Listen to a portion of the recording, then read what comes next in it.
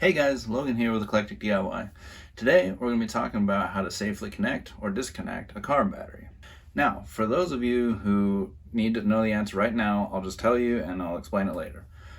You disconnect the negative side first, and then to reconnect it's vice versa. So you want to connect the positive side and negative last. So why is that the best way of connecting or disconnecting a car battery? And it mostly has to do with the safety side of things.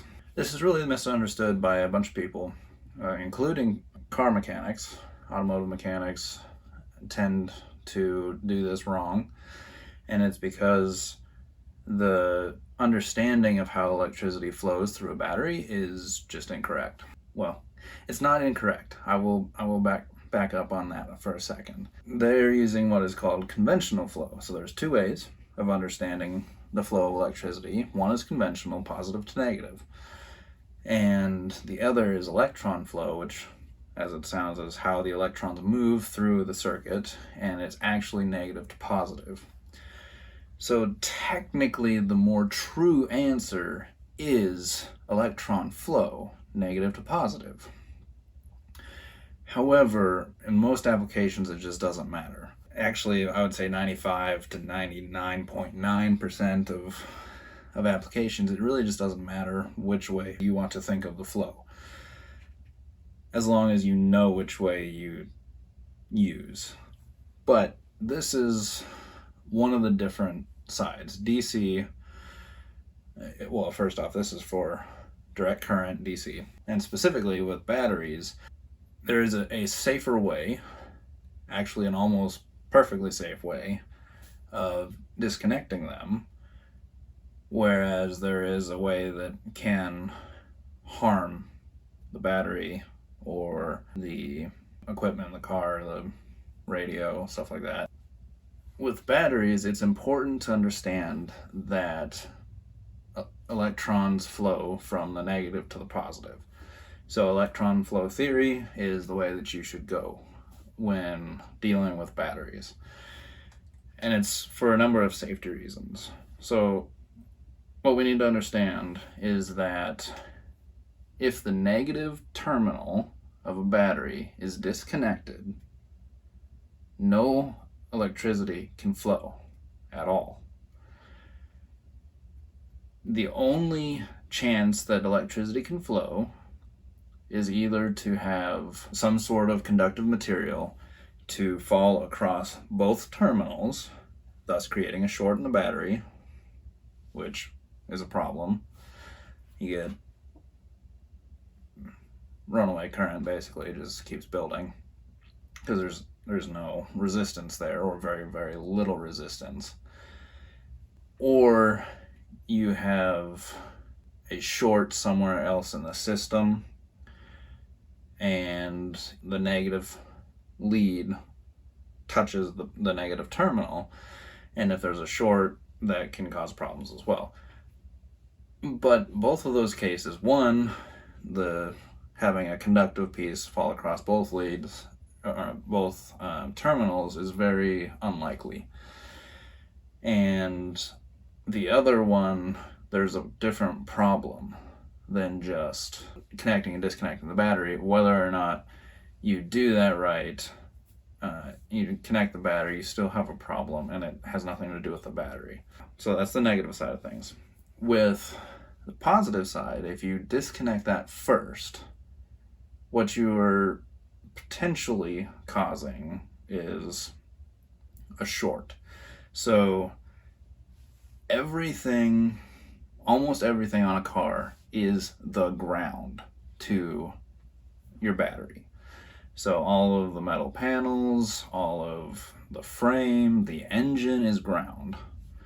There are certain parts, the electronic parts, have a positive side that is isolated from the ground. But if you disconnect the positive side first, anything you touch that also touches the positive side creates a short to ground. So instead of it being a wrench to fall across the negative and the positive side, all you have to do is get something to touch the positive terminal and anything else, and you will have a short, which is actually very likely to pretty much be an arc welder. You can weld, if we take the example of a wrench, that those two touching can create a weld, and you can weld your wrench to your car and then kill your battery because it's just draining energy like crazy, draining electricity like crazy. So that's one potential problem, which that would highly damage your battery, and it could damage your car depending on what is being touched. You could start a fire. There's quite a few things that could potentially go wrong there that are much more likely than something happens to fall across both the terminals. So all that being said, if you remove the negative terminal first, it's nearly impossible for anything to go wrong. I will admit it is technically possible, but your chances of something going wrong with removing the positive lead first is way, way higher. It doesn't take nearly as much luck, or the lack of luck, I guess, to just touch something metal to the positive terminal, thus creating a short and an arc and welding and all that stuff. That being said, either way isn't going to be particularly dangerous to you as a person. Car batteries are 12 volts, and it's very hard for a human to be electrocuted by 12 volts. It's not impossible, but it's very difficult. So having you yourself as being one of those potential things to get damaged isn't overly high. AC is different than that. Even if you were to get shocked by 12 volts of DC current, it would blow your hand off. Not like it wouldn't blow up your hand, but DC current knocks your hand back if you get shocked by it. Whereas AC current, if you were to grab that and it shocks you, your muscles clench and you would just hold on, and it would really suck. Basically what I'm saying is the safety is about your vehicle mostly, or the battery, the non-you parts, even though there is the slight chance that you could get shocked. Basically, this whole thing boils down to what I've already told you. The safe way of disconnecting a battery is removing the negative side first, and then the positive side, or black and then red, usually. And then reconnecting is the opposite of that. Positive first, then negative. If you do that, you will almost never run into any problems with your battery from a short that you caused by disconnecting it or reconnecting it improperly. Thanks for listening, and have a good one.